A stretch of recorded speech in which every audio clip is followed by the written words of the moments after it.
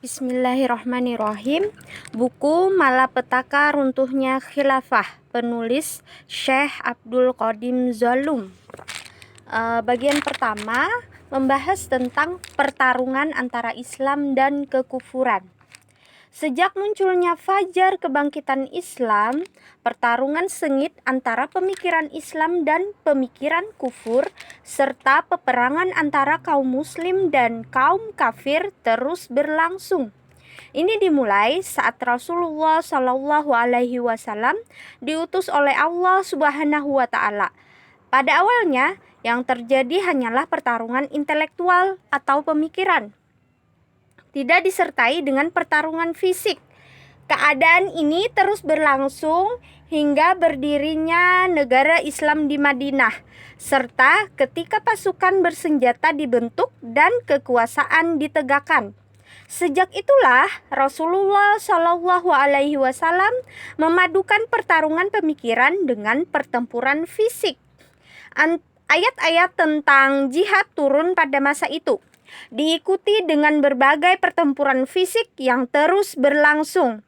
Di atas jalan atau thariqah inilah pertarungan pemikiran dan pertempuran fisik, pertarungan akan terus berlangsung hingga hari kiamat, yaitu sampai Allah Subhanahu wa Ta'ala mewariskan bumi beserta seluruh isinya kepada kaum muslim. Dari sini jelaslah bahwa kekufuran adalah musuh Islam dan orang-orang kafir adalah musuh kaum muslim. Tentu selama di dunia ini ada Islam dan kekufuran serta ada kaum muslim dan orang-orang kafir, ini akan terus berlangsung hingga suatu hari saat mereka semuanya dimusnahkan. Pertarungan ini adalah hak, pasti, dan terjadi sepanjang masa. Karena itu, realitas ini harus benar-benar dipahami dengan jelas oleh kaum muslim setiap saat dan sepanjang hidupnya. Realitas ini juga harus dijadikan tolak ukur dalam menentukan setiap bentuk hubungan antara Islam dan kekufuran, serta antara kaum muslim dan orang-orang kafir. Pertarungan pemikiran pada masa awal kebangkitan Islam berlangsung terus berkelanjutan selama 13 tahun. Pertarungan ini adalah pertarungan yang paling berat dan paling keras. Namun demikian, pada akhirnya pemikiran Islam berhasil mengalahkan pemikiran kufur dan Allah Subhanahu wa Ta'ala telah menjadikan Islam sebagai pemenang. Lalu berdirilah di Madinah Daulah Islamiyah atau negara Islam yang mampu menjaga wilayah kekuasaan Islam, melindungi kehormatan kaum muslim, serta menyebarluaskan hidayah Islam kepada seluruh umat manusia di dunia ini melalui jihad. Melalui jihad ini dimulailah sejumlah peperangan yang berat dan dahsyat secara berturut-turut antara Islam dan kekufuran, serta antara tentara kaum muslim dan tentara kaum kafir. Kemenangan di kedua medan pertempuran di kedua medan pertarungan tersebut pada akhirnya berada di tangan kaum muslim. Meskipun kaum muslim mengalami kekalahan pada sebagian medan pertempuran, secara umum mereka selalu meraih kemenangan dalam peperangan. Mereka tidak pernah sekalipun menderita kekalahan dalam peperangan selama 6 abad. Bahkan kaum muslim selalu meraih kemenangan dalam seluruh pertempuran selama 6 abad berturut-turut. Negara Islam menjadi negara pertama atau adidaya selama kurun tersebut. Sepanjang sejarah manusia, hal ini tidak pernah dialami bangsa-bangsa lain selain kaum muslim. Juga tidak pernah terjadi kecuali hanya pada negara Islam. Akan tetapi, orang-orang kafir, khususnya negara-negara Eropa, tidak pernah melupakan Islam. Mereka selalu berusaha menyerang Islam. Mereka juga tidak pernah melupakan kaum muslim. Mereka selalu berusaha menghancurkan institusi kaum muslim. Setiap kali mereka memiliki kesempatan, mereka selalu berusaha menyerang kaum muslim atau menyiapkan berbagai konspirasi terhadap kaum muslim.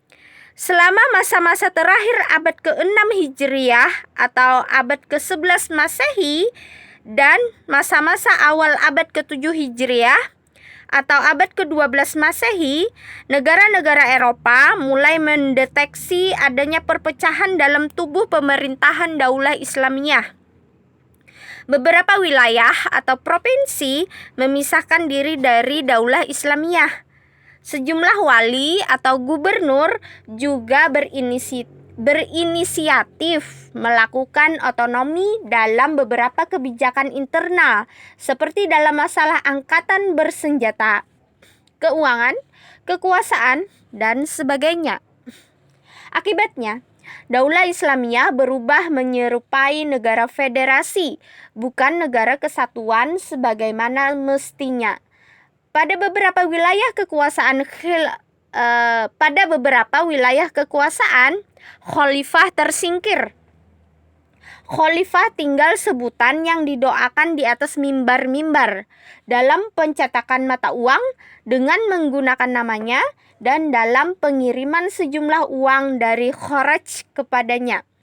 Negara-negara Eropa mencium keadaan ini. Mereka kemudian mengirimkan pasukan salib untuk menyerang kaum muslim. Sejak itu terjadilah perang salib yang terus berlangsung kira-kira 1 abad. Dalam perang ini, kaum muslim dapat dikalahkan, sementara kaum kafir berhasil menguasai seluruh wilayah Syam, yaitu Palestina, Lebanon, dan Suriah. Mereka menguasai wilayah ini selama beberapa dekade, bahkan menguasai sejumlah negeri seperti Tarablus di wilayah Syam selama 100 tahun. Pertempuran yang terjadi antara pasukan salib dan kaum muslim terus berlangsung tanpa henti selama 100 tahun.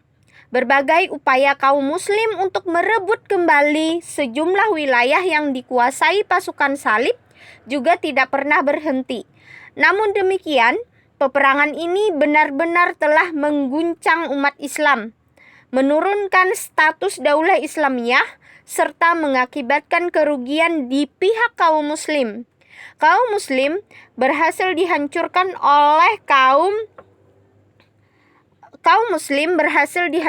oleh kaum kafir. Walhasil, kemenangan berpihak kepada kaum kafir. Memang kemenangan kekufuran atas Islam tidak begitu tampak nyata, baik secara intelektual maupun spiritual. Namun demikian, merasa malu, kekalahan, dan kehinaan sungguh mengharu biru kaum muslim, sesuatu yang tidak pernah dirasakan sebelumnya oleh hati manusia manapun. Karena itulah, masa-masa perang salib dipandang sebagai masa-masa kekalahan kaum muslim. Memang, kaum muslim pada akhirnya berhasil mengalahkan pasukan salib dan berhasil mengusir mereka dari negeri-negeri Islam. Namun demikian, kaum muslim gagal meneruskan misi pembebasan atau penahlukan atau futuhat, atau tidak berhasil melanjutkan peperangan melawan orang-orang kafir. Sebabnya karena tidak lama setelah perang salib berakhir, datang pasukan Mongol. Terjadilah pembantaian yang sangat memilukan di Baghdad. Malapetaka pun menimpa Islam dan kaum muslimin. Peristiwa ini terjadi pada tahun 656 Hijriah atau 1258 Masehi. Pada tahun ini pula Damaskus jatuh ke tangan bangsa Mongol. Setelah itu terjadilah pertempuran Ain Jalut pada tanggal 3 September 1260 Masehi yang berakhir dengan kekalahan pasukan Mongol. Kekalahan pasukan Mongol ini mampu menggerakkan kembali semangat jihad dalam jiwa kaum muslim. Mereka mulai menyadari mereka mulai menyadari lagi pentingnya melanjutkan upaya mengemban dakwah ke seluruh penjuru dunia. Sejak itu, kaum muslim memulai kembali sejumlah pertempuran melawan orang-orang kafir. Pertama-tama adalah jihad melawan Bizantium. Sejumlah pertempuran terjadi. Sejumlah kemenangan pun datang susul menyusul. Keadaan ini terjadi sekitar abad ke-7 Hijriah atau abad ke-13 Masehi. Saat itu, kaum muslim melanjutkan penahlukannya, meneruskan peperangan, mengarungi berbagai medan pertempuran. Kemenangan demi kemenangan kembali selalu bisa diraih oleh kaum muslim. Sekalipun kaum muslim mengalami sejumlah kekalahan dalam pertempuran, secara umum mereka berhasil memenangkan peperangan tersebut dan menguasai negeri-negeri kaum kafir.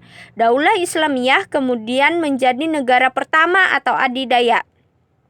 Keadaan ini terus berlangsung selama 4 abad atau sampai pertengahan abad ke-12 Hijriah atau abad ke-18 Masehi, yakni sampai terjadinya revolusi industri di Eropa.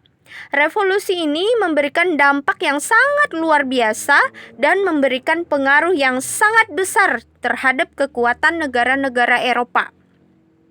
Kaum muslim terhenyak dan bingung menyikapi revolusi tersebut. Perimbangan kekuatan di dunia pun segera mengalami perubahan. Daulah Islamiyah mulai mengalami kemunduran secara perlahan-lahan hingga akhirnya menjadi mangsa negara-negara kafir yang serakah. Daulah Islamiyah mulai melepaskan sejumlah wilayah yang pernah ditaklukkannya dan sejumlah negeri yang pernah tunduk di bawah kekuasaannya. Sebaliknya, negara-negara kafir mulai merebut wilayah-wilayah tersebut sejengkal demi sejengkal. Peristiwa ini menandai awal kemunduran Islam sekaligus akhir dari kejayaan umat Islam. Sejak saat itu, negara-negara Eropa mulai berpikir untuk menghapus daulah Islamiyah sekaligus menghancurkan Islam dari kancah kehidupan dan pergaulan antar bangsa. Dengan kata lain, mereka mulai memikirkan perang salib baru. Namun demikian, tidak seperti perang salib lama, perang salib baru ini tidak sekedar berupa invasi militer untuk mengalahkan tentara muslim dan menaklukkan daulah Islamiyah.